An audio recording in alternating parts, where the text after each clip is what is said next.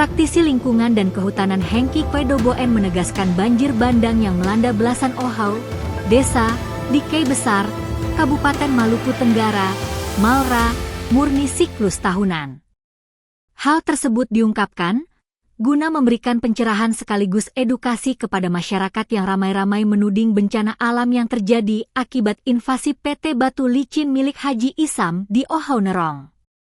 Dikatakan, kalau dari Asia massa udara kuat maka akan terjadi La Nino, sebaliknya jika dari Australia massa angin kuat akan terjadi El Nino. Jadi, lanjutnya terjadi siklon massa udara bergerak, penguapan di laut naik ke udara kelembaban rendah maka akan terjadi pembentukan awan yang luar biasa dan curah hujan akan ada di atas normal. Untuk itu Pemkab Malra tidak bisa berharap stasiun meteorologi di Langgur, karena kelembaban dan kecepatan angin di Langgur berbeda dengan Kei Besar.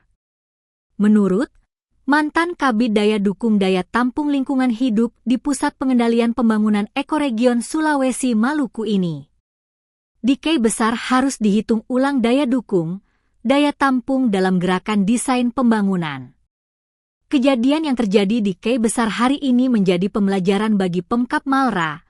Tidak dapat yang salah karena ini fenomena alam namun minimal dikaji ulang kewilayahan daya dukung dan daya tampung.